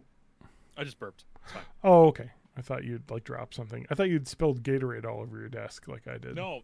I've Only got fools do I've got that. the hard Mountain Dew today. I did not buy it again. This is still just left over from when I bought it months ago. Yeah. I want to find a better article about this. I'm looking at the Polygon one. I don't like it either. Let me see if I can find an article. Let's see here. IGN. I just want it on one big list so I can go through the list. I don't need a million fucking. Here we go. Yeah, this is it. I think I found the same IGN article as you. So I'll This isn't follow good along. either. Just somebody tell me like a list of everything that was announced. Is this better? Is The Verge better? The Verge is the better one. Okay, they have a okay. live blog with everything. Okay, cool. I was gonna check Kotaku, but No, Kotaku probably is, but it's going to be. a video every scroll. Yeah. So they announced Helldivers 2. Okay. Cool. Yeah, whatever. I don't remember the first one. I have it. I got The it next plus. game that they announced, I really like to make fun of. I accidentally played some of the audio on my thing. So the first thing that comes up is CGI trailer, not actual gameplay. Buckle in and get ready for that for the rest of the press conference, because it's pretty clear with COVID and everything that everyone's still kind of behind, and we don't have a lot of large titles that are ready to be put out yet. So it's called Fair Games. Do you see this? This is Haven Studios, which is Jade Raymond, who used to work at EA. She started her own studio. Fair Games, you'll give you the opportunity to break the rules as a modern-day Robin Hood, a thrill seeker, someone who wants to collect cool loot. Trespass inside forbidden locations around the world. Fill your pockets like a kid in a candy store and unravel the nefarious plans of untouchable billionaires. So this is a game about robbing billionaires in like a team, but it's also like a 3-person team shooter extraction game. So you're like going in to rob like a fucking billionaire's house, but there's other teams of people also doing that. So very much like capitalism, you're fighting the other people over the money from this rich person. So it's just, and then the other I think my problem with the presentation of this game as like some sort of like, because they're like trying to make it like, and here's this game about ripping off the billionaires, funded by billionaires, where we're going to sell you cosmetics to put on your character. Like, I don't know, whatever, like we'll see. If this was an indie title, maybe they could get away with that, but coming from like a big studio and Sony, it's kind of like, yeah, okay, we'll see. Then they had the people that made Gris made a game called Neva, which looks pretty neat. I don't know anything about it. Talos Principle 2, which I'm fucking amped for. If you ever play the Matt, did you ever play Talos Principle? No. I should all I remember is the cover of the game with the robot hand petting the cat. Yeah, exactly. A very iconic game cover. So Talos Principle is like a first-person puzzle game. I would say Portal is pretty close to the... I believe it was also style of game. VR. Maybe. That's when I remember back in the 5 days. So like it's literally like making your way around like these puzzle rooms in first person, and there's not portals, but like anyway, it's really cool. And they're making a sequel, which is cool. I never finished that. I should finish that. I got stuck on a puzzle and I stopped. So let's go. They announced. Oh my god, I gotta scroll down. Okay, and then they announced Plucky Squire, which has been around for a while. It's like a storybook game where it's like 2D, but like you're in a book, and then you can like come out of the book and walk around in like the kid's bedroom and stuff. It looks really neat. It's got kind of like that Zelda. What was the Zelda DS game where you could like pop into the walls and stuff? Link Between Worlds. 3DS, Link Between Worlds. Yes, it's got kind of like that where you can hop on, like you're walking through the kid's room and then there's like a thermos, like a scene on it. You can hop in that and like do a little like level thing in it. It's pretty neat looking. There's Sword of the Sea, which is the Journey team making another game that looks a lot like Journey. So that's cool. I like that team. Square Enix announced Foam Stars. Do you see Foam this Stars? One looks good. What? This one looks good. I can't say exactly why, but something about it grabs me. So Foam Stars is, hey, Splatoon, we're doing that. It's shameless. It's Splatoon. So Square Enix was like, we need to make Splatoon. Then they announced a Metal Gear Solid 3 remake, which is rumored to be at least 3 years out. So cool. That'll come out eventually. Like they announce it and it's like, okay. But also it's like another fucking remake. Like we can't make new games, I guess. So they did announce that there was also the first 3 Metal Gear Solid games are going to be as the Metal Gear Solid Master Collection Volume 1. It'll be out for PS5 and also all the other consoles. Another thing from this press conference you'll see was a lot of announcements of stuff and not saying that they were PlayStation exclusive and then Sony, and then Microsoft saying, "Hey, cool! A lot of those games are coming to Xbox as well. This one will as well, because Konami wants money." Final Fantasy 16. They had a big trailer as well. That's probably one of the biggest things from the game. It's June 22nd. Yeah. That'll be PlayStation 5 exclusive for 6 months, which they didn't say. So that'll be. We say that. Well, I mean, it's coming to PC. No. So 6 months was the rumor. That hasn't been announced for Xbox, but the rumor is it's 6 months. Because and the rumor of 7 Remake was going to be 1 year exclusivity. It's still exclusive. Yeah. I think the thing with 7 Remake, though, is I believe Sony helped develop that game. Okay. So I don't think that will ever come out. Whereas 16, I don't think Sony paid them to do anything with. That's fair. Yeah. So, but they also said PC version probably not in 6 months, because there was interviews with the Final Fantasy 16 team saying, "Yeah, we haven't even started looking at a PC port yet. We're still trying to finalize this game that's coming out in a month." As much as I don't like the modern Final Fantasy games, I really want to. I should try Origin Stranger of Paradise. I just don't. I can't. I don't like it. I don't like the combat that they've decided, which is an action RPG combat. This is what they did with 15. I know. I bounced off that too. Like 12 was the sweet spot if you were doing something, even though I don't like 12's combat that much. I liked programming my my companions. Yeah, 12 was like a programming game, because you would like give your companions like a really complicated list of like if-then statements, like if health above 50%, then attack. If health below 50%, use potion or healing spell, or run to the back so you're not taking damage. And then like if like power up buff spell happens, then do. It was like really complicated stuff you could do, and I hated that. But they also allowed you to pause at any moment and switch orders, so it was fine. But it was annoying because sometimes boss battles would just be me restarting it until I finally get the correct like initial gambit. Hold on, I have to debug my companions. Yeah, exactly. Yep. Like, oh, they did the wrong thing. I gotta go back in and no, don't use potions in this fight, because actually in this fight, if you use a potion, it does something else, or just like dumb shit like that. And it's like, anyway. Alan Wake 2 they announced, which will be in October. Alan Wake. Also on Xbox, I believe, and PlayStation 5. Assassin's Creed Mirage. So you have your basically your Assassin's Creed 1 kind of setting.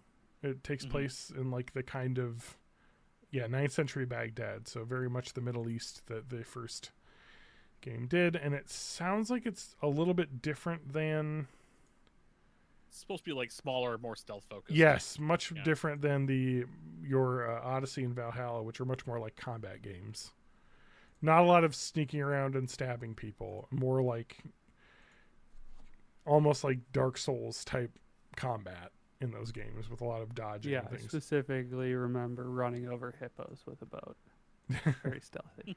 Yeah. So Bungie had a couple cool announcements. Number one was announcing Marathon. They're making a new Marathon game. Marathon, what's that, you say? Well, that was one of the very first-person shooters ever made. It was up there. It was made for Macintosh computers as well, which is crazy. So like your Windows people had your Castle Wolfenstein and Doom, and Mac people had Marathon. So it's very fondly remembered.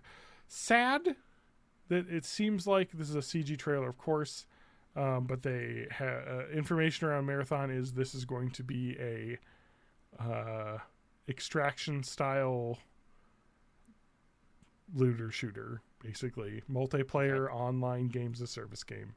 Also will be on the Xbox. But Bungie is now owned by Sony, so you would people were expecting maybe this would be PlayStation only, but it appears not to be the case. Probably because they were working on it before the acquisition happened, and they were like, we don't want to not have money, so might as well. The trailer is very visually interesting. Spider-Man 2 That's my review of the game. Gameplay reveal of the I watched that trailer. That looks freaking sick. It does look really cool. The Spider-Man games are awesome. They announced Dragon's Dogma 2. Excuse me. Still COVIDing a bit. It's been a week. Dragon's Dogma 2, which is the sequel to the first Dragon's Dogma, which is a game everyone should check out. I think it's probably like $5 on whatever platform you want because it's always on sale. Mm-hmm. But it's really cool, like third-person action RPG. Very, very much of the medieval fantasy style, dragons and fighting rocks, like the giant bird creatures. I don't know, just very cool. Destiny 2 final expansion pack announced. The final shape or the last shape or something. They announced some hardware. The Wii U. No, the PS5 PlayStation edition. earbuds. Come on, let's talk yeah. about that. They announced some expensive ass earbuds that will connect directly to your PlayStation 5 for lossless audio. Okay, but they did also announce Project Q, which was people bought the Steam Deck, huh? People like the Switch, so let's make a worse version. Yeah, that can't it sounds like online. It has to be local. Yeah. So, well, no. It is. So here we go. We'll learn a lot more about this, I think. But it's they've said it is a dedicated device that enables you to stream any game from your PlayStation 5 console using remote play over Wi-Fi. You can do remote play from anywhere. Like, you don't need to be on the same Wi-Fi as the PlayStation 5, I believe. I've not done this, but I've been told that you can do this. So you can log onto your laptop, and if your PlayStation 5 is connected to the internet at home, you can stream off of it. Well, yeah, that's true. Yes. I just don't know if this device is doing that. I believe it's supposed to do that, yes. It's going to do everything that remote play app does. But when I say that, I said remote play app, which means that your cell phone, your laptop, your Steam Deck, or pretty much any screen can connect to that has a Bluetooth controller connection. Yeah. Can play PlayStation 5 games from your console. So them selling a branded one seems like a pretty hard bargain unless it's cheap. I don't think it's cheap though. I don't think it's cheap either. If they sell this for $150 or $100, it'll fly off shelves. Because a controller costs what, 60, 70 bucks? $70, yeah. They're adding an 8-inch screen to that. Those are like what, 30 bucks? You know, it's not a crazy panel. So like this should cost $150. They're probably going to sell it for $250 to $300. Yeah. If they sell it for more than $199, they're insane. Because again, like I said, I was talking with someone online about this. Like, I mean, it sounds like a cool idea. I can be on my couch and play games off my PlayStation 5 while someone else is using the TV. And it's like, man, download the app on your phone. You can do it right now. Buy a Backbone controller or just a clip-on for your PlayStation 5 controller that connects through Bluetooth. You can do it right now.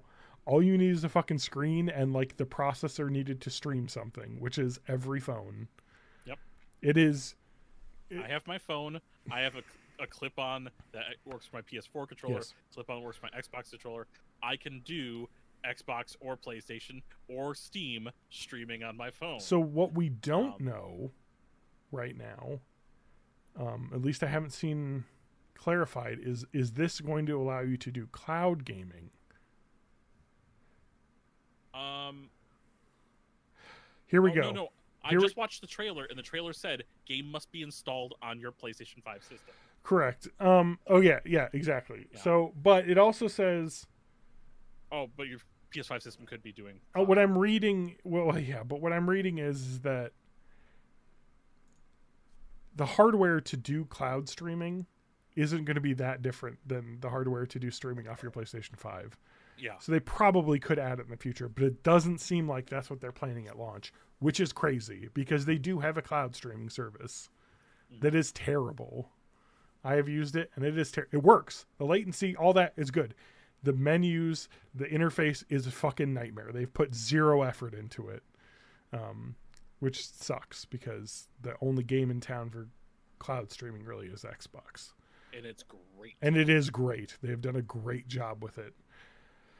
Okay, so the Q, 8-inch screen, so like a small tablet. Mm-hmm. Anyway, like what I'm saying is like buy a Steam Deck. If it's $200, the cheapest Steam Deck you can buy is $400, and you can play all of your Steam games on it too. And you can also connect to the Xbox streaming service on it. It's like when someone buys like an Apple TV stick. And it's like, well, why would you get that when you can get a Roku that connects to Apple and Google? Like, you get both. Yeah. Like, why would you know what I mean? It's just like, buy the thing that allows you to connect to everything because it's not tied to an ecosystem. You know, like I watch Apple TV on my Roku. I'm not paying $200 for Apple's expensive streaming box. It's stupid. Why do they charge that much? It's not better than a Roku Ultra, which is 4K and costs $99. Anyway, it's just a rant over. But anyway, it's just my. Don't even get me started on how dysfunctional the Netflix app is on a Roku, and YouTube. Forget about it. Really? Oh, okay. Yeah. My Roku Ultra, everything runs perfectly. I think. Roku Express, everything is fine. You may just need to get a new Roku device because I feel like everything runs perfect on it. Yeah. Anyway, but I mean the Mac devices also are great. I mean they run great. So I mean like you're not going to go wrong with that. It's just But then again, like what are you missing out on? Google stuff. There isn't a lot there, I guess. So, yeah. So everything announced here: Talos Principle 2, Plucky Squire, Metal Gear Solid. Oh yeah, Immortals of Evium. They also had a weird trailer for. I don't know what that is. Some online mobile fucking game. Marathon, Ghost Runner 2. Those are all. Everything's coming to Xbox, basically.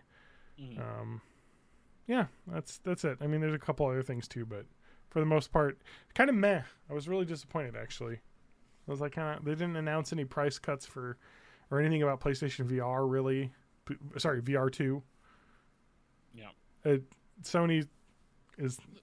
There was a separate VR showing, and they did mention that Resident Evil 4 is getting a VR mode. Okay. And the separate VR showing was just a completely different thing that wasn't exclusively PlayStation VR. Oh, okay. You're talking about the like the VR. The VR showcase. The VR showcase, yes, that was put together. Yeah, that new Oculus announced. Oculus Rift 3? Or no, Oculus Quest 3? Is that what they're called? Quest? Meta Quest, but yeah. Yes, the Meta Quest 3. Actually looks pretty hip. Like, looks really cool. Like, it has full color pass-through, so you can do AR video. It has, I think double the resolution or something like of the other one. But they were selling it for $500. So it's really not a huge price increase for a much more powerful thing. And they announced that you can buy the Oculus Quest 2 now for the price that it was a year and a half ago. They dropped it $100 again. They raised the price on that device for about a year and a half for some reason.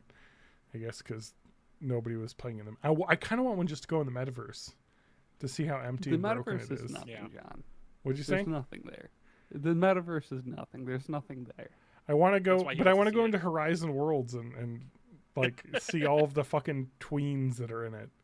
Because I read an article from like I can't remember who it was. It was maybe Verge or something where they went on the metaverse and they noticed that she was a girl and all these boys were chasing her around because the only people that have them are like teens that got them as like gifts. It's like nobody's using this fucking service.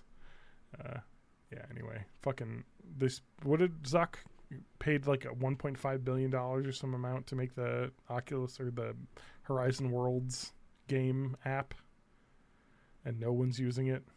Well, something like that. It's a ridiculous amount of money that they spent on that, and nobody's using it. You know what's crazy? Because they were like, we're gonna build a Horizon Worlds, this MetaQuest app. Sorry, let me just explain this. It was Facebook Horizon for a while. So there's a free virtual reality game for the Meta platforms. Remember VR chat, where people like went around avatars and said no? Yeah. It's that. Yeah. It's just that, but worse. Because in VR chat, you don't need a VR headset to play it. With Horizon Worlds, you do.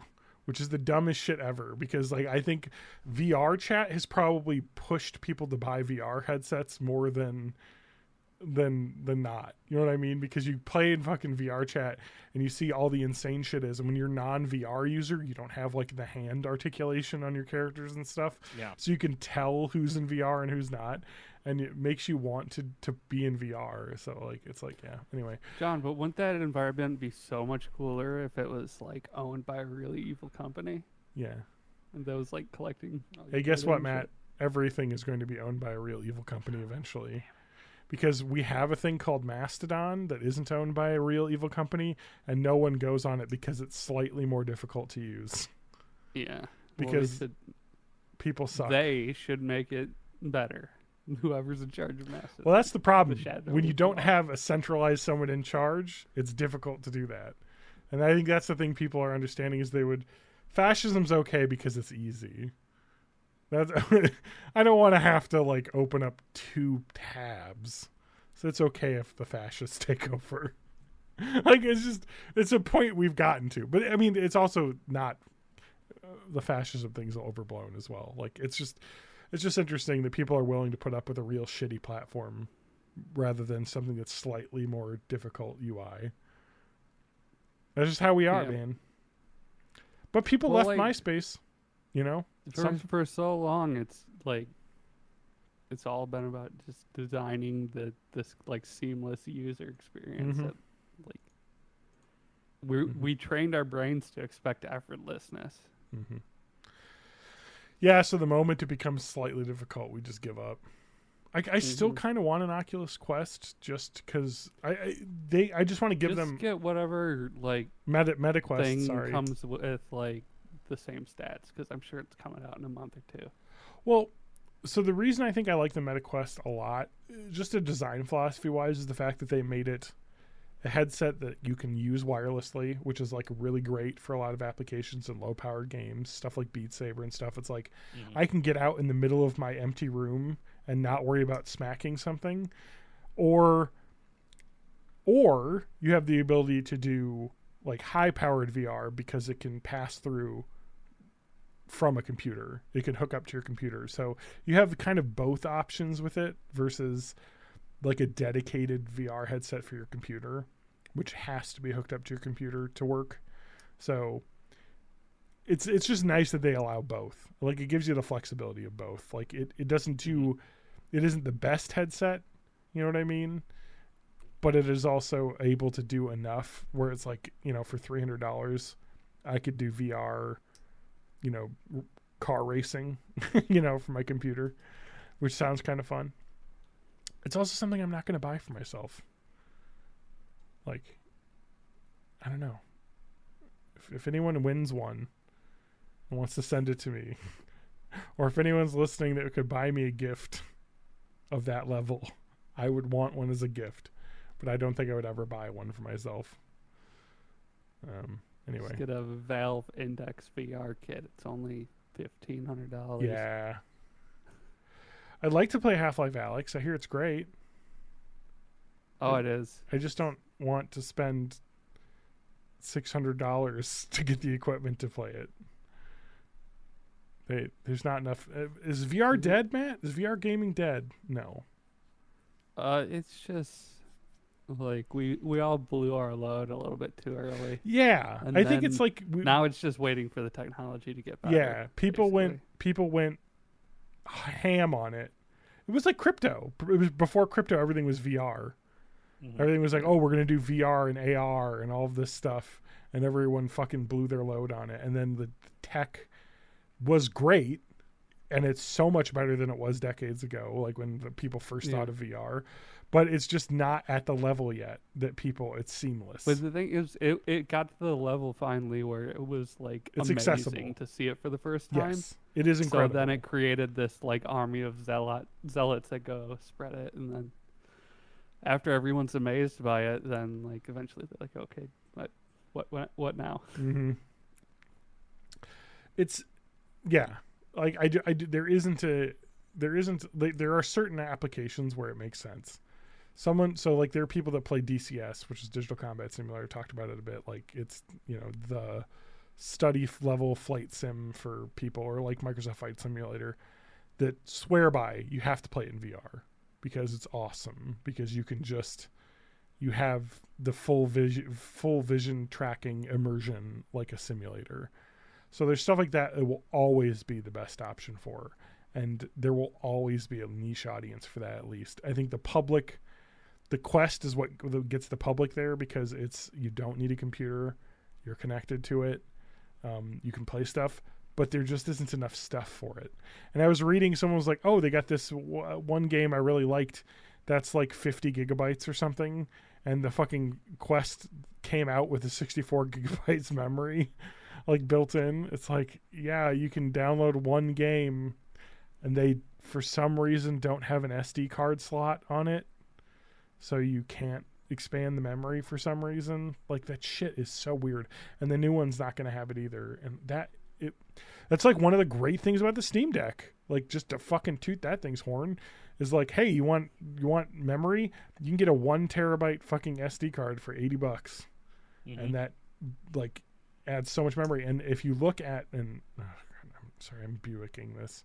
You are. It bothers me because people are like, oh, I need to buy the super expensive Steam Deck because this one's only got 64 gigabytes. And that's not enough. It's like, dude, you can put a terabyte SD card in there, and loading games and playing games off the SD card is slower than playing it off the direct SSD, because of the way that the caching and the way the architecture is built. It reads from the SD card just as fast as it reads from that SSD. So the SSD is faster at installing games and downloading them, but the actual playing, the buffering from all the other parts of the computer, slow it down enough that the SSD doesn't make a difference. It's not like the rate limiting part of the hardware, so it doesn't matter. Anyway, I've ranted. TJ, you're a bird man. Yeah. So earlier today, previous to me making my barbecue pork mac for dinner, which was lovely. So, what is a barbecue pork mac? So, I want you to Buick this story up. We're gonna. So I don't seem so You can't bad. Buick up barbecue pork mac. Noodles and Company used to have a menu item that was just their regular mac and cheese, but with their braised pulled pork on top, barbecue sauce, crispy onion strips. I think they still have that. Wonderful. It's now barbecue chicken mac because they don't do pork at their location. Oh, okay, that's what I'm thinking of the barbecue chicken. Got it. And they will either swap back and forth or remove the crispy onion strips. They'll swap either between having it, not having it, or having crispy jalapeno strips, depending on what they have in stock at the moment. But got it. But I wanted to make it. It's been a while since I've made the tastes like Noodles and Company cheese sauce. Okay. Which takes a while to make. It's really? A fucking roux. Yeah. God. So it's like a real cheese sauce. Yeah. Real cheese sauce. There's a fancy name for it that's French. I don't fucking remember. Bechamel. Bechamel, yes, is a bechamel sauce. That is the traditional macaroni and cheese sauce. So you want to make a bechamel. It's fat so good. and flour and milk, and then add cheese. And when I did the milk, I did it the right way, which I did 1 part whipping cream, 1 part milk. That thing was fat. Very rich. Yes. So good. So good. Yes. I think I needed more cheese in it though, because it just wasn't enough. Not enough cheese flavor. Huh? With all the stuff that I had in it, you got extras on top, barbecue sauce, and so I bought like a pound of pulled pork, not already barbecue. That way we could add our barbecue on top and then get it all mixed. Wait, you bought pre-made pulled pork? Everyone's gone for the weekend, and I didn't feel like adding that to my cooking process. Oh no, I get it. I was wondering because that sounds like a really labor-intensive dish. You just bought the pre-made pulled pork, which is fine. Yeah. I mean, pulled pork is pulled pork. Unfortunately, it was more expensive than the ones that already had the sauce mixed in. Really? Okay. So you got just the meat, not the like meat, the pre-sauced. Not pre-sauced. Mostly because we've got a particular barbecue sauce that we really like. What is now. that? It's Famous Dave's Rich and Sassy. Oh, okay. Yeah, that's good. That's a good one. I love some Famous Dave's. It's really good. Yeah, that's a good sauce. We thought it was a generic at one time. We bought it on a whim because it was cheap, and it was fucking awesome. And it's replaced Sweet Baby Ray's in the house. Yeah, so I'm a Sweet Baby Ray's head, but I have a sense memory of sorry, I'm looking it up. It was Cook's barbecue sauce that I had Okay. as a kid a lot. It's called Cookies. Sorry, not Cook's. Cookies. That I really liked. And that's another one just to shout out. The sauce America loves to eat. They have written. Original sweet and smoky. Anyway, you can get that anywhere, but Sweet Baby Ray's is great. You know, you got the spicy It's Sweet perfectly Baby fine, Ray's. You've got the hickory and brown sugar. Their honey barbecue's all right. Yeah, they got it all. Yeah. So yeah, it's sweet and spicy. That They one's have really a good. sugar-free version that's just called Baby Ray's. They actually do have a They took the sugar-free. sweet off of the label. Yes, they have. So Oh, so do they? no, yeah, they Yeah. did. Yep. So it's from the makers of Sweet Baby Ray's barbecue sauce, Yeah. which is actually kind of genius. But Yeah, it's- also, you need to have sugar in your barbecue sauce. So I don't. Yeah, you really do, or at least some sort of sweetener. So they must have. It's keto friendly. So I'm assuming they got monk fruit or something in this bullshit. Oh, fucking monk fruit. I'm looking. We already did that episode. I'm looking. Anyway, while you're looking that up, Yeah. at 2:30 this afternoon, my wife got a call from our My family wife. friend. Thank you. Got a call from our family friend who lives about 7 minutes away, asking, "Hey, are you good with animals? Oh, there's a baby bird that's like screaming at the bottom of this. What's the fucking word they use? The little plastic thing in the ground that catches the big stuff so it doesn't go to the sewer drain. They have it near their fire Okay. pit. A something catch or whatever. The same term is used for the area in the pool where the water coalesces and you grab all the stuff before it goes into the filter. Pool skimmer? Something, but whatever. Crud catcher? Sucralose. Sucralose? Is it sucralose? That's sucralose. it's That's not sucralose. bad. Yeah, so they I mean- added. So it's no sugar added. So there is sugar in it because Okay. there's naturally sugar Natural in like sugars. the apple cider vinegar and stuff that's used to make it, but they don't Like But add then they add the sugar. Splenda. But then they add Splenda to add the sweetness. So it is sweet. It's just Splenda, which actually, honestly, in a barbecue sauce, you might not be able to tell. So it might actually be Yes. much healthier. I've had it before, and I don't remember it tasting any different. I might have to try that just because it's always good to cut out added sugar. Like I'm not a nutritionist, so don't take my advice. But people that are keto are also crazy. But also added sugar should be an easy thing to cut out. Yeah. Do you Yeah. need that And sweet of a there's, barbecue like- sauce? You could probably get away with it without it. There's like a few things that you can cut out and solve like a lot of digestive problems. And Yes. Just like cut out sugar and dairy and Yes. Don't like, eat. too many. Well, like, dairy. super I'm not. I'm not. fatty things. I'm from Wisconsin. I'm from dairy. Yeah, I mean, So I'm never not going to saying cut nobody- dairy out. I'm saying if you're trying to like diagnose what's causing stomach Yes. problems, those are usually Dairy the is big a offenders. very common problem for a lot of people's stomachs. I am blessed in the fact that I do not have that problem. So I'll drink all the milk I can. I just get sassy cow lactose free Hey, milk. there you go. It's delicious. You Yeah. just get the right kind of milk and you're good. They've solved it for you. So there was so I'm just trying to picture Yep. this. You said fire pit, not fireplace. No, near their fire pit outside. This is outside. So, because I was thinking, I've had an experience where I was at my parents' house when they first bought their new house, and they had like a not a fire. What are they called? Like a stove inside, like the fire stove thing that Yeah, has a Wood pipe, stove. and there was a bird inside it that had flown in from outside, and Okay. so we had to like get it out. So I was thinking of that, like a bird the- stuck in a fireplace. The term they use is catch basin. Okay. So, so it's a thing to keep large sediment from getting into the sewers. Okay. You know, like into I'm imagining like a into a septic strainer. sewer. But it's basically a strainer. But think, it's about maybe 2.5, 3 foot, into the ground. Okay. It's got like some plastic surrounding it to kind of keep it whatever, and then some sort of grate to keep it whatever. So apparently there was a baby bird in there just kind of like screaming, or that's Aw. what they said. I get there. Well, three of us went. because my wife knows these friends a little better than I do.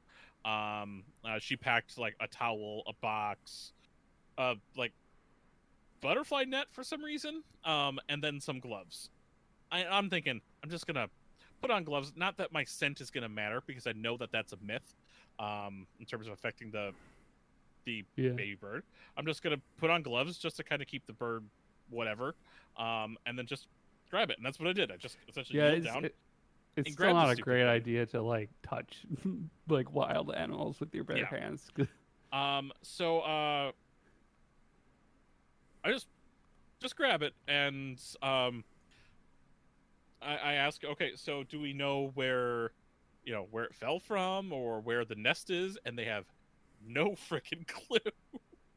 So I don't know what I'm gonna do. I look around. I'm keeping this bird calm with my one gloved finger. I'm just kind of rubbing it a little bit under the neck to kind of keep it, just keep it whatever. It's not screaming in my hand.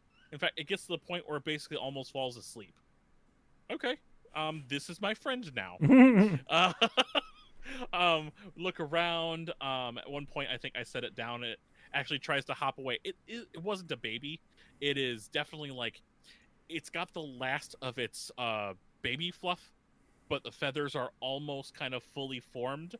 At one point when it did try to hop away, it did try to flap, like, I think it's like pre-flight. It's like very close to being able to fly, but maybe not completely self-sufficient yet. Do you know what species it is? I couldn't tell. Okay. It looked, the thing is, for how big it was at this point, I'm like, this is too big to be something that will become a finch, because it's almost finch size already. So it's not going to be in that size. It might have been like a female robin, which is very like neutrally gray. It might have been something, but I really couldn't tell. But it got to the point, I was trying to like sometimes intentionally squeak to get it to squeak to see if maybe it will call for mom, to see if we can kind of get attention. But what we ended up doing is we just kind of let throw it on the barbecue.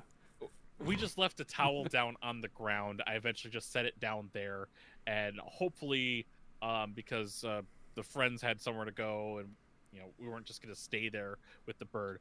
Hopefully, nature will run its course, and it will, one way or the other. Exactly, it'll figure out what to do, and if not, they will probably call the either mama bird's coming back or someone else is coming for it. Exactly. But little Timothy was doing all right when I left it, and at this point, who knows? But it's kind of difficult with birds, like, because when you say baby bird like that, it's like, what can I do? Because I was hearing some stuff way above, because there's a power pole right there, and there might have been a nest on the power pole way up there. I'm not getting up there. I can't do anything with that. And I don't know if it's injured. I really couldn't tell. Nothing looked broken. It looked like it had movement, but I'm not a vet. I really can't do anything with that. But what I told my kids is, if in about 3 months there's a bird who just won't leave me alone, I think the bird survived and is trying to essentially nest in my hair from now on. There you go. This is the beginning of a fantasy novel. Yeah, exactly. I did see someone talk about befriending crows in their neighborhood. Oh, I've wanted to do that. So I've got it's really easy to do, kind of. Yeah. So what you can feed crows is peanuts in the shell, because they're too big for almost any other bird. The only problem with that is that squirrels will also eat them. So you can spray like sprinkle cayenne pepper on them, because the birds won't be affected by it, but squirrels will, because they got the mammal tongue. So that's one way. Tongue is the name of but the other thing too is that basically, they're very smart, crows. Yeah. So if you establish a time that you're putting them out and they get used to it, they will come every time when you do it. And the other thing too is like really good if you can get like a flat metal sheet or something to put them on raised up so that they can hear the noise of the food getting put on it, and they'll fly over to it immediately. So that's one option. Also, then you may notice that the crow will bring you things. Oh yeah. And I've heard stories of that too. yes, so it will bring you stuff possibly, and if you want to reinforce that, if it brings you something, give it something extra. Yeah. And then it will start bringing you stuff all the time, and then you've made friends. Also, it may bring you money, and then you have employed a thief. Yeah, it may be pickpocketing people. Yeah, one of the stories I've read was one time it actually brought a $20 bill. Yeah, it brought me a $20 bill it found. And it's like, we're well, getting a loaf of the best bread I've ever seen. Yeah, and, you're getting extra food for that. Yeah. So. And then there was another story I read about how the one guy was feeding like the hill crows, but was always against like the building crows, and eventually got them into a war with each other over the food. Yeah, crows are awesome. Like we actually have a crow that's hanging out in our backyard, but right now our urban wildlife is we have a bazillion rabbits in our yard, and there is a fox that lives a couple yards over. Well, that'll with help. Its babies. So it has fox babies too. Yes. Oh, okay. I have not seen it, but actively hunting right now. This is the best part of next door right now is everyone from my neighborhood showing photos of the fox running around in the neighborhood because they're very adorable. And it's apparently very not friendly, but is not super skittish. You know what I mean? Like people can take pictures of it, and it is not. Once I finally get my kid to send me pictures, I will show pictures of the bird. Okay. Put it on discord.com. Yep. On the bite questions thing. So, all right, cool. So TJ's a bird survivor. Is this the circle of life again? Because didn't you rescue some sort of animal with the circle of... No, you witnessed a bird being eaten? No, I was rescuing a cicada. Oh, and it got immediately eaten. It was like stuck and couldn't get out of its molting. And I kind of worked it, let it get out of its molting, and the second I set it down, it came underneath a bird came under the car and grabbed it. Yeah. That'll happen. I'm totally okay with fewer cicadas in the world. I know, but I befriended that cicada for a second. All right, are you guys ready for an Am I the Asshole that'll be weird? Time. Yes. And then we'll be done? Yeah. All right, am I the asshole for recording my uncle's drink request? This is like, remember that GIF of the end of Saving Private Ryan where Matt Damon ages? There's a sentence in here that will do this to you if you're a millennial. Am I the asshole for recording my uncle's drink request? My uncle thinks it's funny to get me to run him back and forth between the pool and kitchen getting him drinks. He will say he wants a Coke, and then claim he asked for a beer, and then ask where the Coke was when he gets the beer.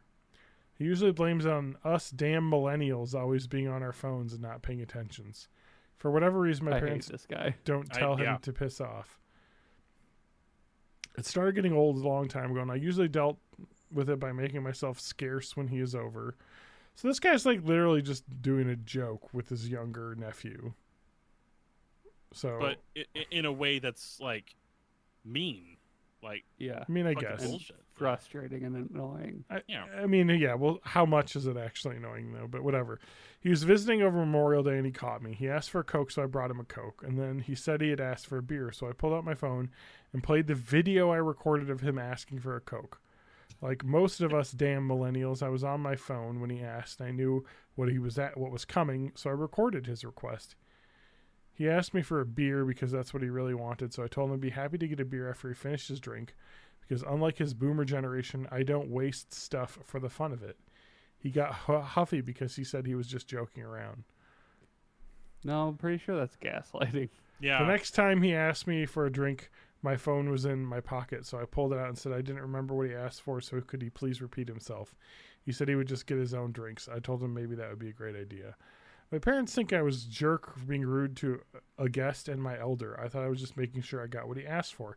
Am I the asshole? No. I think it's a clear no. Edit. You started to move Edit, the needle uh-oh. a little bit towards asshole there. But What is it? Is this where we're gonna get old? Edit. Fuck. Actually, he's a millennial and I'm a Gen Z, I guess. You are hating on one of your own. I'll hate on one of my own. I don't know. give a fuck. And yes, it is culture as to why I'm expected to. And yes, it This is is the cultural kind of as to joke why I'm that, expected to like- fetch him food and drinks. that like I only would fall for once. Like after you pull it once, I'm like, no, fuck you. Here's there's a couple really good points here, and a couple really hilarious statements. Not the asshole, good on you. Your uncle is the asshole. That joke might have been cute once, but doing it over and over is just bullying, which it isn't. Yeah. It's just being annoying. It's not bullying. Well, yeah, but it's still stupid. It's not bullying. Bullying would be he's just obviously joking with him, saying you didn't remember what I said, haha. But I don't know. It sounds like he's taking it fucking seriously. again, He's like we're going off making of him go back for- the person who thought he was a boomer when he's actually like 38. So anyway, this person said, yeah, it was cute when the original poster was 10, and then the best response ever with 1 million upvotes is, I don't think gaslighting someone is ever cute, even when they're 10. So yes, when you're telling your toddler that the moon goes to sleep over the horizon, you're gaslighting them, not telling them a joke. It's like, okay, let's use the term gaslighting. That's very different than like Yeah, no, but I mean, like, it's like literally lying about what you said. But there's a minute difference ago. between gaslighting someone into doing something bad versus playing a prank. Yeah, you on don't someone. gaslight someone into doing something. The core of gaslighting is just repeatedly telling them that their truth is not true. Exactly. Making somebody This is a doubt their joke reality. though, and he's But is obviously it? saying it's he says the kid even says he's doing it as a joke, so he's obviously not gaslighting him because he knows it's a joke. I mean, I wouldn't. Gas- I mean, if he gaslighting is knows trying it's to a make joke, someone why does he believe- get the wrong thing? Like, No, if he knows he's just going to send him back for a beer, why is he get What the I'm Coke in saying the is that first you place? can't use the term gaslighting for every yeah, thing because I the wouldn't I'm on the power internet. I can use whatever term I want except that one. Anyway, all I'm saying is that the gaslighting is a term for emotional manipulation, and this is just your uncle being an uncle. like he's like a prank is not playing a prank on someone is not gaslighting them. It's playing a prank.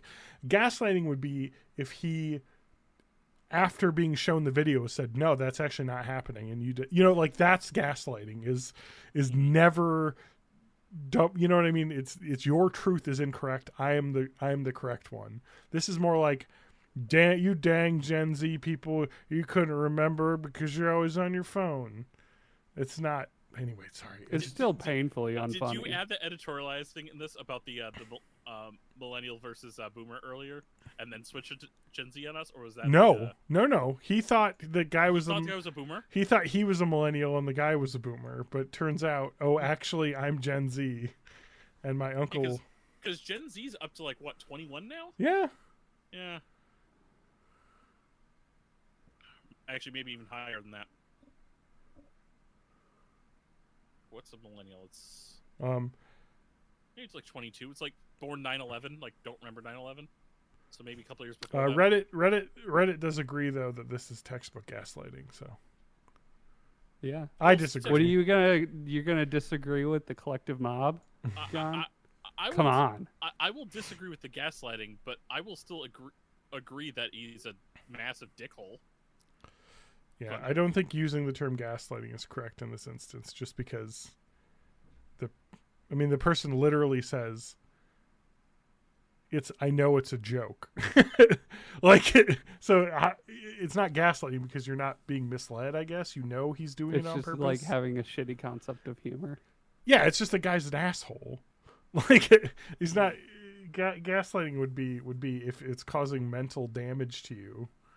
That you know he's wrong. You know he's being a dick. No, John, actually, you're wrong about that. Yeah, You're wrong about gaslighting. exactly. Well, There the you kid go. is trying to avoid the uncle every time he visits at this point. So Yeah. No. There might be other Which things is going on good with practice. I mean, like, on average, uncles, That's the problem. probably best to avoid. Gaslighting is about manipulating, and he's obviously not manipulating this teen because the teen immediately figured out a way to get around his stupid request. Manipulating would be like if the kid actually like got mad or got in trouble for it. Don't you mansplain to me. You're a man. I'm allowed to mansplain to other men.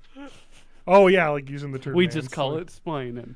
Using the term mansplaining. Although the one thing I really appreciate about that is like the term, because people have using the term mansplaining. I think the terrible H3 had a video on some fucking BuzzFeed video about manspreading, and it was like manspreading is like, I don't know, like the definition of their definition of manspreading is like just sitting normally. And it's like some people have really like, maybe it's I'm a weird case. It's like I have really long legs, so I have a really hard time fitting in a lot of seats. So maybe I'm manspreading all the time, but it's like it's anyway. Lauren's texted Yeah, me because try she being heard me shorter, talking about John. it. Oh God. Lauren said I'm gaslighting the definition of gaslighting. No. For it to be truly gaslighting, it has to take place during a play. Yes. Lauren is gaslighting you on gaslighting. Yeah. This is the problem with gaslighting. using the term gaslighting for everything. No. Gaslighting would be if I told Matt he was wrong for not agreeing with me because he doesn't actually know the difference of gaslighting, which is not what I'm saying. I'm saying I disagree with what they're saying. Anyway, doesn't matter. Anyone can be right, anyone can be wrong. But all I know is that guy is an asshole, and Reddit agreed. Yeah, that he is fair. not the asshole because, yeah. So that was the part that really killed me, though, was that it was like, oh, this old guy, and it's like, oh God, it's us, because you see that shit now, man. I'm on the Facebook, like I said, and I see people my age bracket saying dumbass fucking boomer shit, and it's like, fucking no. I can see the front page of my Reddit aging, like in real time. No. Yeah. You're not allowed to be that way. Stop.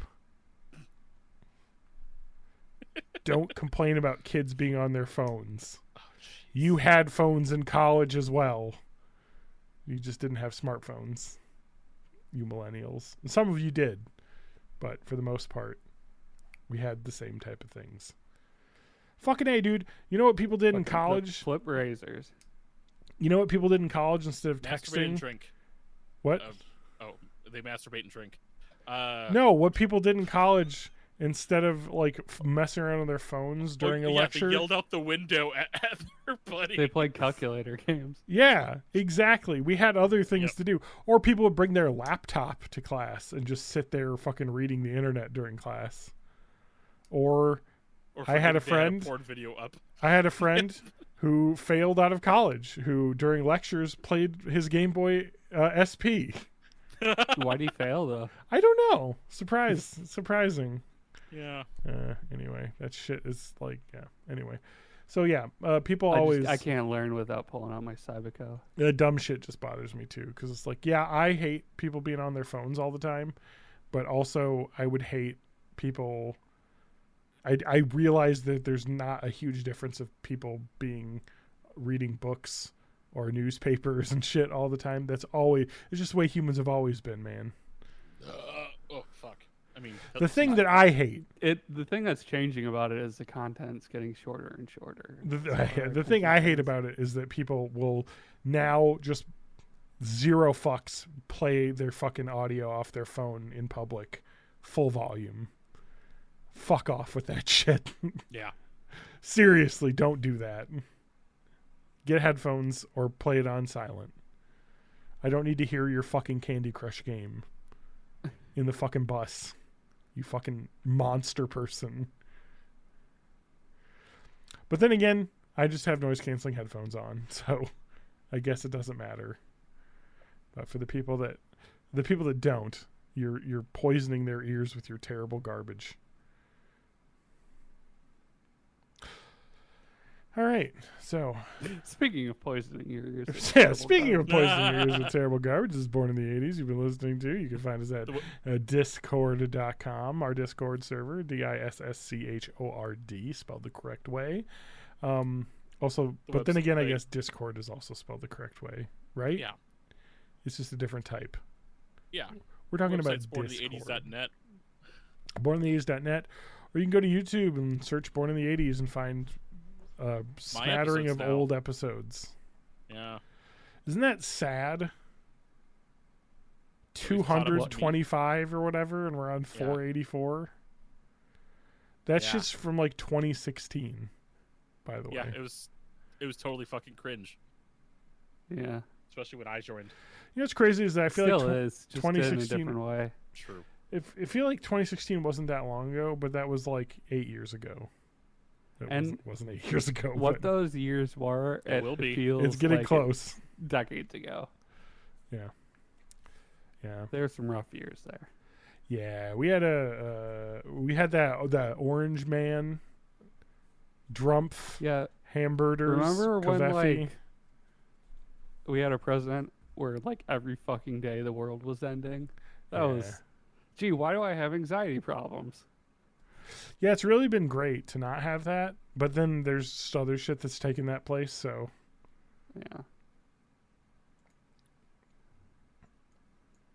Anyway, I'm Matt Haig. You can find me at matthag.com. No, that's not true. MatthewHaig.com though. That works. And Matt Haig. MatthewHag.com. Since when?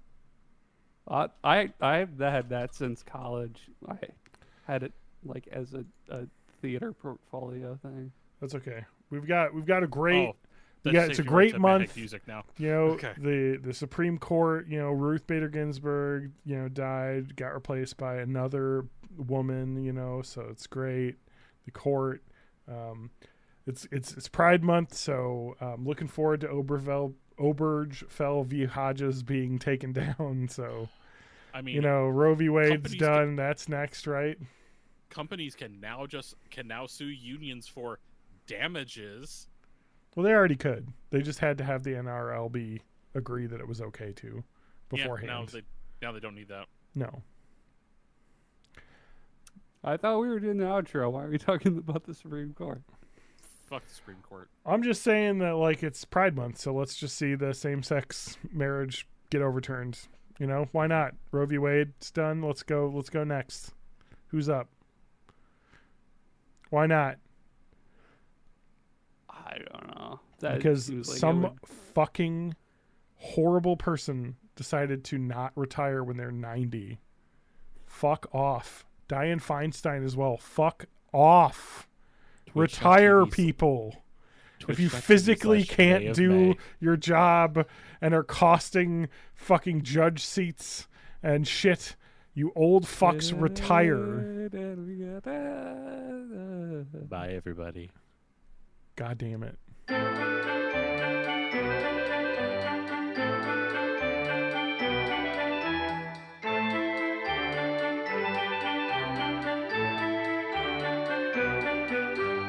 evolve in weird ways. I Oh, spend a lot of time just like rolling it out. watching YouTube stretching for like hours on Yeah. end. Yeah. What are you It's like- are you it's like watching like almost- YouTube stretching exercises or No, I'm watching just like Oh. usually like either mental health YouTube or like extremely long Let's Plays of like the one Let's Player I follow. who's the one Let's Player that you follow? Yeah, do people even play games? Many on a YouTube true anymore?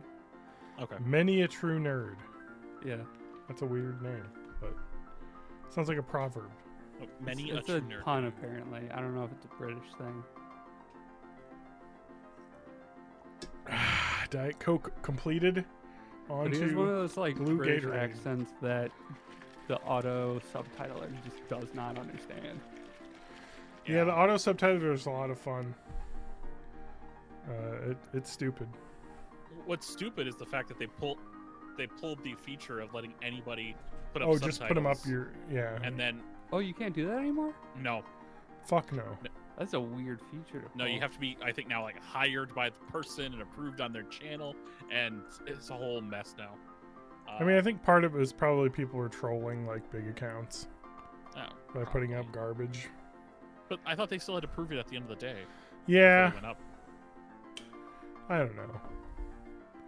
All right, are we ready? Yeah, let's do this.